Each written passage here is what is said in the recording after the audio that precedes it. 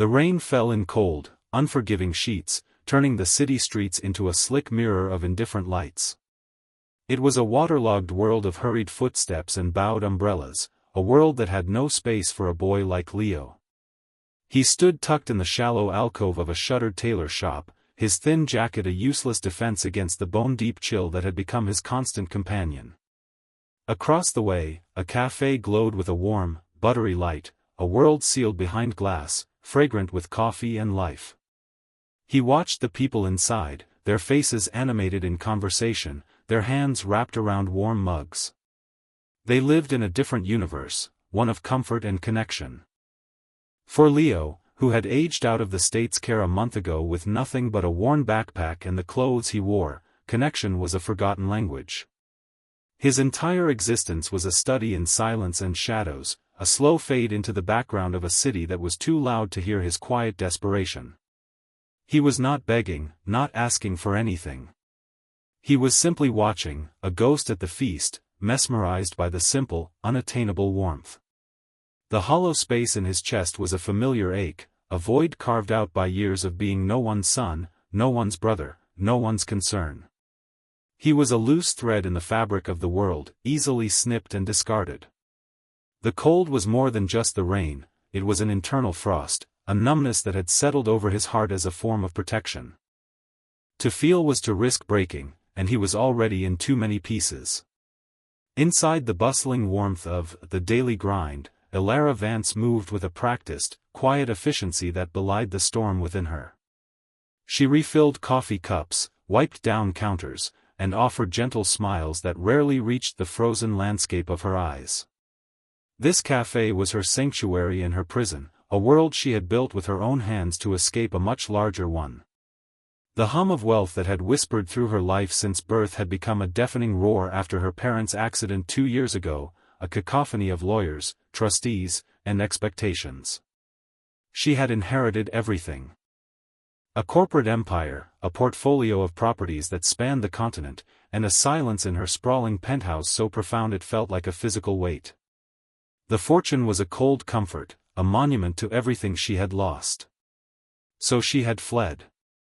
She had opened this small café in a modest part of the city, trading boardrooms for coffee pots, seeking a dose of reality that might shock her dormant heart back to life.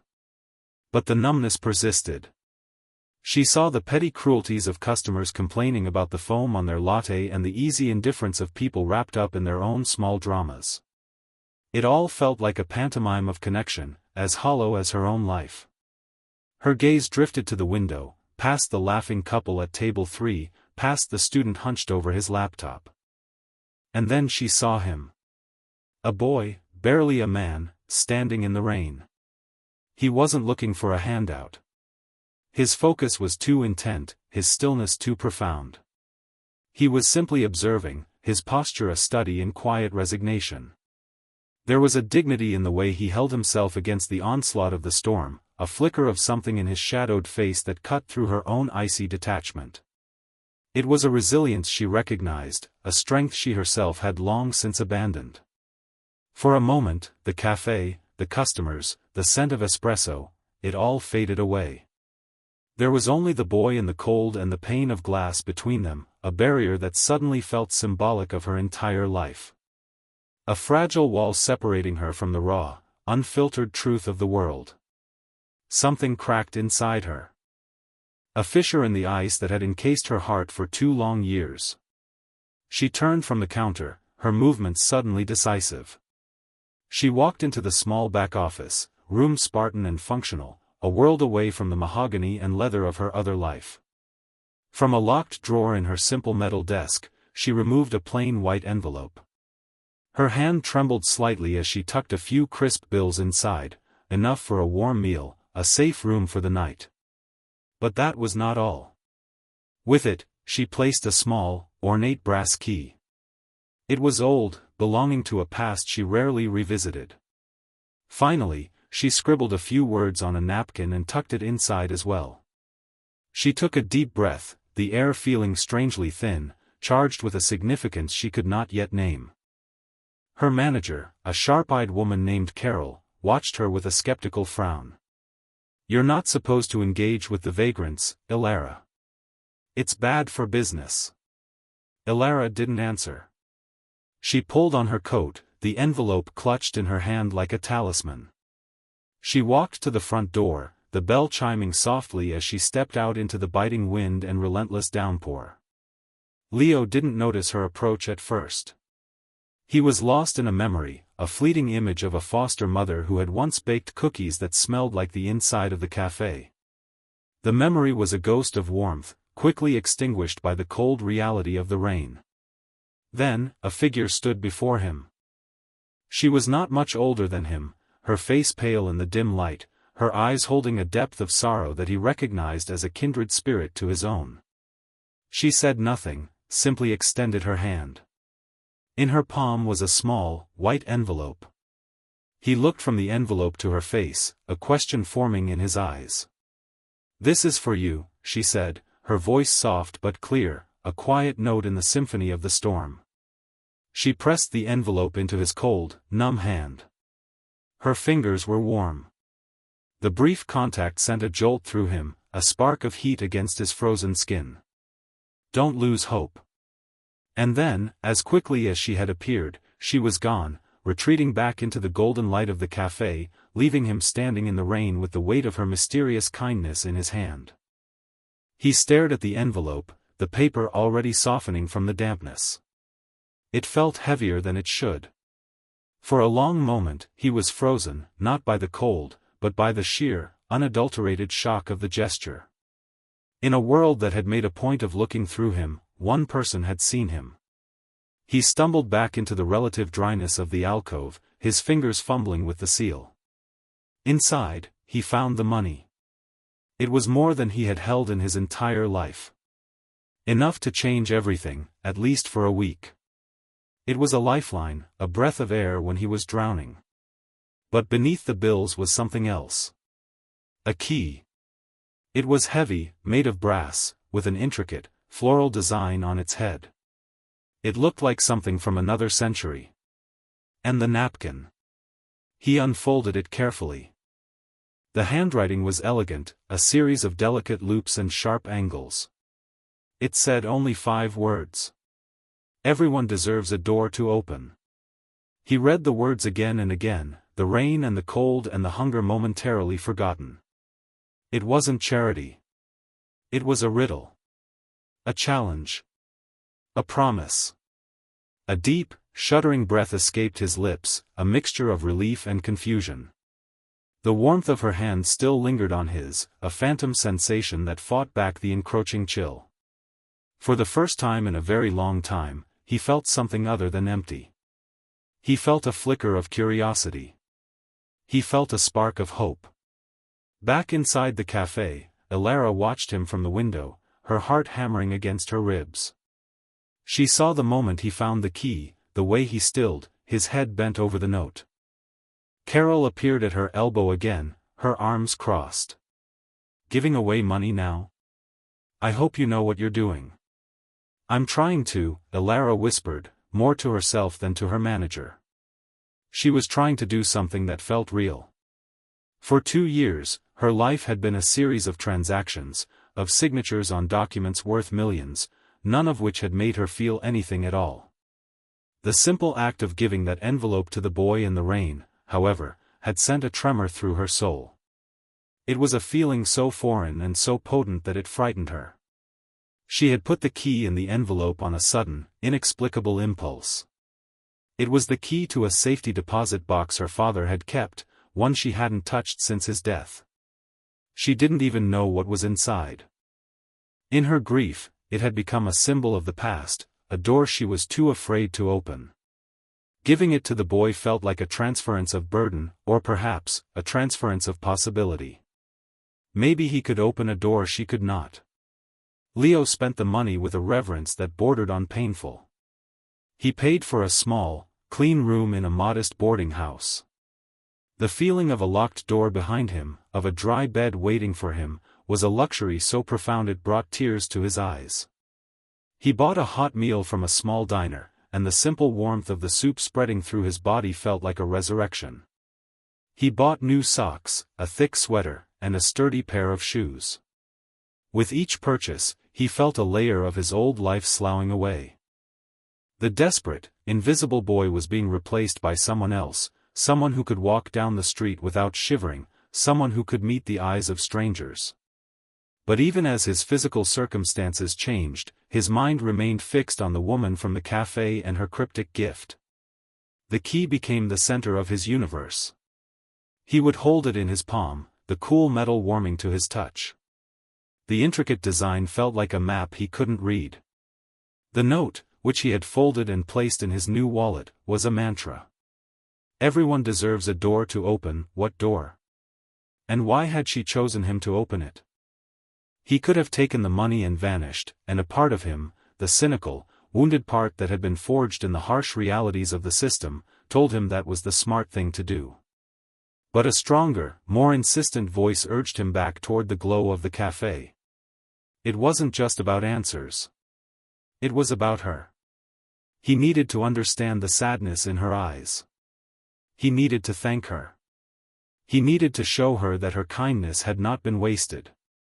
3 days later, he stood before the cafe again. This time, the sun was out, casting long shadows across the pavement. He was clean, his hair combed, wearing the new sweater. He was nervous, his palms sweating, but he pushed the door open, the little bell announcing his arrival with a cheerful chime. Ilara was behind the counter, her expression distant as she polished a glass. When she heard the bell, she looked up, and her eyes met his. A flicker of recognition, then surprise, softened her features.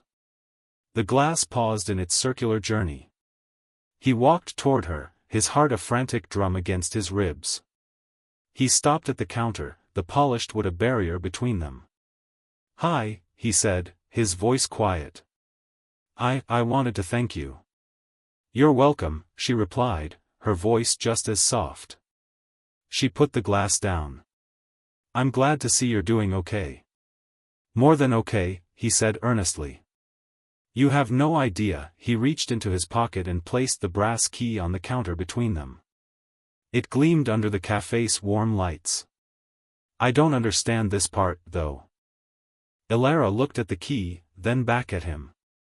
She saw the genuine confusion in his face, the total lack of avarice or demand. He was simply curious. He was honest. It was disarming. "My name is Ilara," she said, sidestepping the question. "I'm Leo." A small, genuine smile touched her lips for the first time. It transformed her face, chasing away some of the shadows. "Leo," she repeated, as if testing the name. "The key. I suppose I thought it was a kind of puzzle. A way to see what you would do." "What did you think I would do?" he asked, his gaze direct. She was taken aback by the frankness of the question.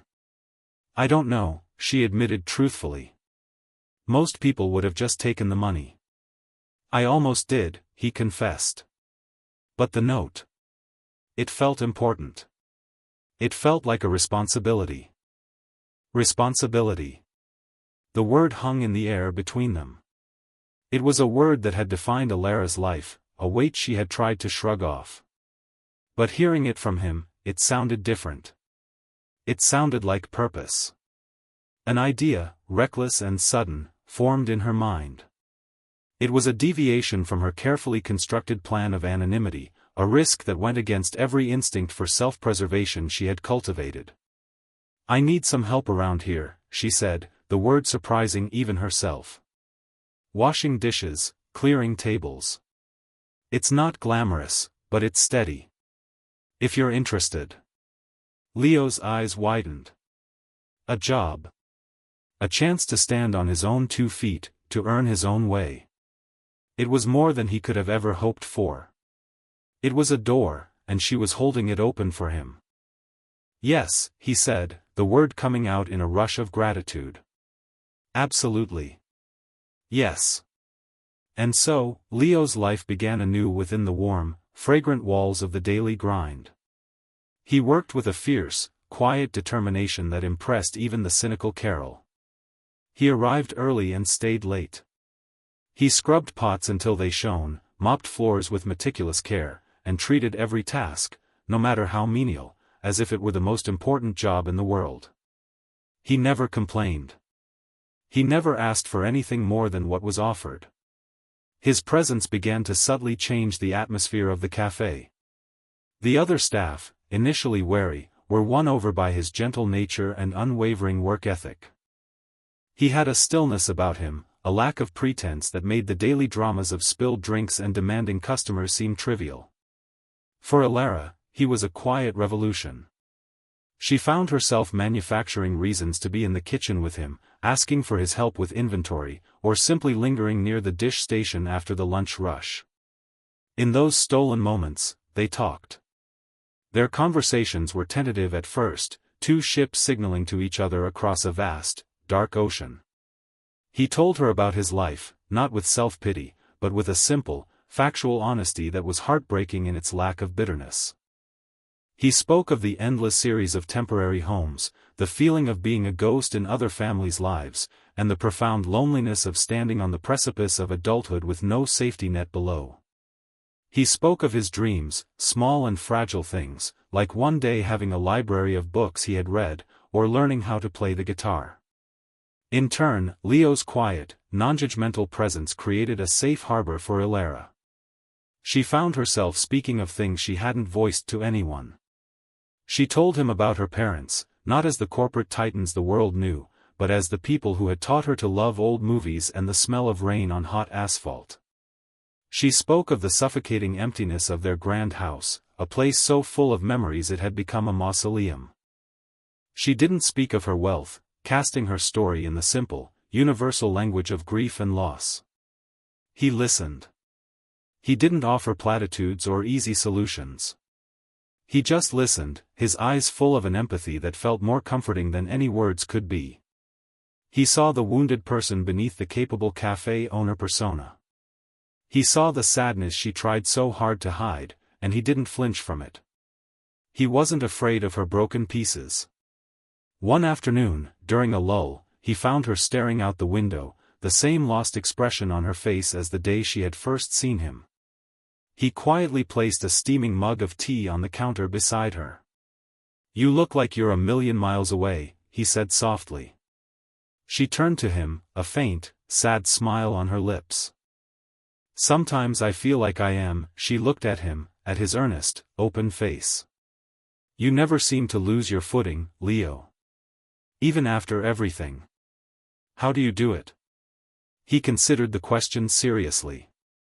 "I don't know," he said. "I guess. When you have nothing, you learn to hold on very tightly to the small things. The sun on your face. A good song on the radio. A kind word," he glanced at her. "Or a kind person." The simple sincerity of his words warmed her more than the tea. She was the billionaire heiress, the one with all the power, and yet, in that moment, he was the one anchoring her. He was the one teaching her how to find the light in the shadows. The wall of glass that had separated them on that first rainy night felt like it was dissolving, molecule by molecule. The mystery of the key remained an unspoken presence between them. Leo stopped asking about it, sensing it was tied to something deeper for Ilara. He trusted that she would tell him when she was ready. Instead, he focused on his work and on the fragile, growing connection between them. Ilara finally gave him the name of the bank associated with the safety deposit box. "I think it's time," she said one evening as they were closing up the shop. "Whatever is in there, it's a part of your story now, too. You should be the one to open it." The next day, Leo stood before the imposing marble facade of the Sterling National Bank. It was a world of polished brass and hushed tones, a place where he would have been invisible just a few weeks ago. Now, he walked in with a strange sense of purpose, the key heavy in his pocket. The bank official, a stern man with silver hair, led him down to the vault. The air grew colder, smelling of metal and old paper. The final gate slid open with a heavy, satisfying thud, revealing rows upon rows of identical metal boxes. The official located the right one, inserted his own key, and then stepped back, allowing Leo to use his. The small brass key slid into the lock perfectly. Leo turned it, and the small door clicked open. His heart was pounding. He slid the long, thin metal box from its slot and carried it to a private viewing room. Inside, there was no treasure, no gold, no jewels. There was only a thick sheaf of documents, yellowed with age, and a single, faded photograph. He picked up the photo first. It showed a smiling man and woman, their arms around each other. They were standing in front of a large, beautiful house. And cradled in the woman's arms was a baby. His breath caught in his throat. He slowly began to sift through the papers. There were birth certificates, property deeds, and old legal correspondence. The names on the documents were Lawrence and Amelia Davenport. And the name on the birth certificate for their son, the baby in the photograph, was Leonard Davenport. Leo. His name was Leonard. He sank into the chair, the papers trembling in his hands. It couldn't be. The Davenports were a famous name in the city, a family that had built a real estate empire rivaling even the Vance Corporation, Ilara's family business. But they were gone. The story was infamous, a tragic car accident on a winding coastal road nearly 18 years ago. The couple was killed instantly. Their infant son, Leonard, was said to have perished with them, though his body was never recovered from the wreckage that plunged into the sea. He was not an orphan of unknown parents. He was a survivor. He was the lost Davenport heir. The world tilted on its axis. His entire life, his entire identity, was a lie. He wasn't a nameless boy who had slipped through the cracks. He was someone. He had a history, a family, a name. And that name came with a fortune that dwarfed even Ilara's considerable wealth. The revelation was not a comfort.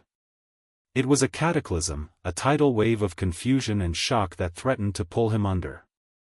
He didn't know how long he sat there, staring at the face of the mother he had never known, the father whose smile he now saw faintly reflected in his own. When he finally stumbled out of the bank and into the harsh light of day, he felt like a stranger in his own skin. He went straight to the café, the documents clutched in a manila envelope. He needed to tell Ilara. She was the only solid thing in his new, shifting reality.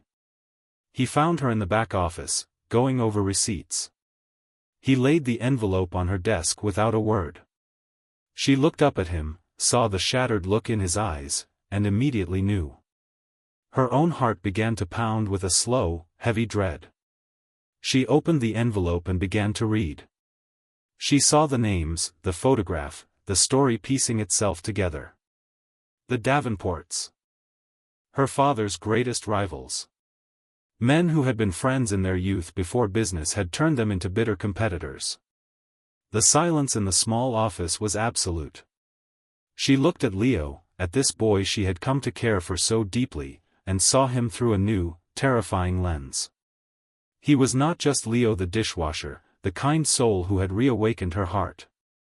He was Leonard Davenport, the heir to a legacy intertwined with her own in a knot of rivalry and tragedy. Before either of them could process the monumental shift, the world outside decided for them. Somehow, the story leaked.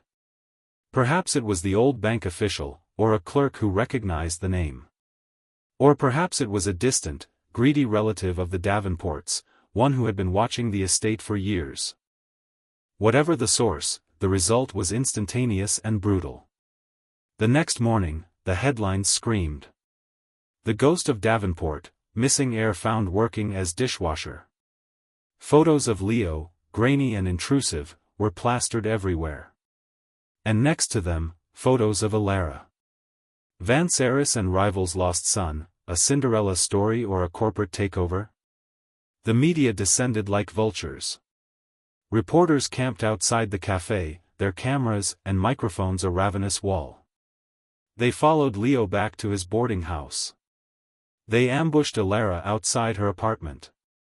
Their narrative was simple and cruel. He was a cunning opportunist who had targeted the lonely, vulnerable heiress. She was a naive fool, or worse, a calculating manipulator using an unfortunate boy to get an edge on a defunct rival's assets. The warmth of the daily grind became a prison. The gentle hum was replaced by the shouts of reporters and the flash of camera bulbs. Customers whispered and pointed. Carol, her face a mask of, "I told you so," urged Elara to issue a statement, to distance herself from the scandal.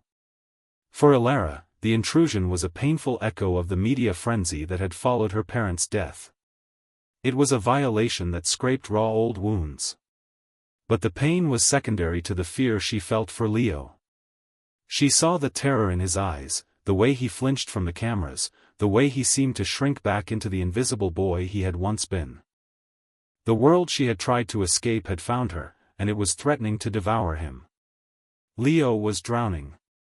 The sudden imposition of a new identity, a new history, was disorienting enough. But the public crucifixion was unbearable. He saw the suspicion in people's eyes, heard the whispered accusations. They saw him not as a survivor, but as a predator. They looked at the purest thing in his life, his connection with Elara, and twisted it into something ugly and transactional. The worst part was the seed of doubt they planted in his own mind. He looked at Elara, at her life of quiet elegance, and then at the vast, complicated empire that was now supposedly his. They were from two different worlds, two warring kingdoms. Had their meeting really been an accident? The key, the job. Had it all been some elaborate game for a bored, wealthy woman? Was he just a project? A broken thing she was trying to fix? The thought was poison. It seeped into the foundations of his newfound hope and corroded everything. One evening, after the last of the reporters had been shooed away by the police, he found her sitting alone in the darkened café. The silence was heavy with unspoken fears. "I have to go," he said, his voice strained. He couldn't meet her eyes. Elara stood up, her heart clenching. "Go? Go where?" "Leo, we can face this. Together." "There is no we," he said, the words tasting like ash. "Look at this. Look at what your world does. It takes something real and turns it into a headline. A spectacle." He finally looked at her, his eyes filled with a pain that pierced her to the core. "I don't belong here. In your world. In this. This story.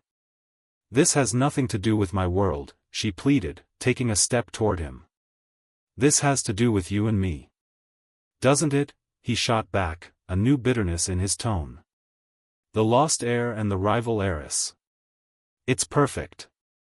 How could I have been so stupid? The key, the job. Was I just a curiosity for you, Elara? A puzzle to solve to distract you from your own sadness?" The accusation struck her with the force of a physical blow. Her face went pale. "No," she whispered, her voice cracking. "Leo, no. You can't believe that." But he could. The weight of his past life, of a world that had always treated him as disposable, was too heavy. He could not bring himself to believe in this miracle. It was easier to believe it was a lie. "I need to figure out who I am," he said, his voice flat and empty. "Leonard Davenport or the boy who washed your dishes. I can't do that here. I can't do that with you." He turned and walked away, out of the café and into the night. The bell on the door chimed softly, a mournful, final sound. She was gone. He had left her standing in the wreckage of what they had built, and the silence that followed was more profound than any he had ever known. The hollowness in his chest returned, a vast, gaping maw of loss. He had found a home, and then he had burned it to the ground. Elara stood frozen in the dark café, the echo of the closing door a physical pain in her chest. His words replayed in her mind, each one a shard of ice lodging in her heart. "Was I just a puzzle for you to solve?" He had taken her purest intention, the one act that had begun to heal her, and thrown it back at her as an accusation. The pain of it was breathtaking. For a day, she let the numbness reclaim her. It was an old, familiar friend. She stayed in her sterile penthouse, ignoring the incessant buzz of her phone, letting the city's noise fade into a distant drone. Her business manager, a pragmatic and unsentimental man named Arthur, finally got through. His advice was cold and clear. "Cut him loose, Ilara," Arthur said, his voice devoid of sympathy. "Issue a press release. State that you offered him employment out of pity, that you had no knowledge of his lineage, and that you wish him well. Protect the Vance name. Your father would have." Her father. The words hung in the air. Yes, her father would have made the calculated move. He would have severed the liability. He would have chosen the company over the connection, the legacy over the person. For 2 years, she had been haunted by his shadow, living in reaction to the life he had built. And now, she was being told to become him. Something inside her snapped. It was not a gentle crack this time, but a violent, seismic shift. It was the roar of a woman who had been silent for too long. She had allowed grief to turn her into a ghost. She had allowed her fear of the world to shrink her life down to the 4 walls of a café. And in her fear, she had let the one person who saw through it all walk away. She would not become her father. She would become herself. "Arthur," she said, her voice low and steady, imbued with a new, unbreakable strength. "Schedule a press conference for tomorrow morning. At the headquarters. And clear my schedule for the rest of the week." "Excellent," Arthur said, relieved. "I'll draft a statement immediately." "Don't bother," Ilara cut in, her voice like steel. "I'll be writing my own." The next morning, the main conference room at Vance Corporation headquarters was a circus. It was a sea of cameras, microphones, and reporters, all hungry for a piece of the scandal. They expected a denial, a carefully worded corporate statement. They expected damage control. Ilara Vance gave them the truth. She walked to the podium, not in a severe business suit, but in a simple dress, the kind she would have worn at the café. She looked small and fragile behind the massive mahogany lectern, but her eyes held a fire they had never seen before. She didn't read from a script. She spoke from the broken, healing, ferocious core of her heart. "Good morning," she began, her voice clear and carrying through the silent room. "I'm told the purpose of a press conference is to control a narrative. To spin a story. I'm not here to do that. I'm here to talk about a person." She paused, her gaze sweeping across the room, meeting the eyes of the reporters. "You have been writing a lot about a young man you call the lost heir. You've called him an opportunist. A schemer. You have dissected his life, which until a week ago, was one of profound hardship and neglect. You've done this without knowing a single true thing about him." Her voice gained strength. "I am here to tell you who Leo is. I met Leo on a cold, rainy night. He had nothing. He was standing outside my café, not begging, not asking for a thing, but with a quiet dignity that shamed every person inside who was complaining about the temperature of their milk. I gave him an envelope with some money and a key. Do you know what he did? He came back. Not to ask for more, but to say thank you. And to ask about the key." She leaned into the microphone. "You want to talk about character? That is character. To have nothing and still possess an integrity that cannot be bought or sold." Tears welled in her eyes, but she did not let them fall. Her voice trembled, but it did not break. "For 2 years, since my parents died, I have been living in a shadow.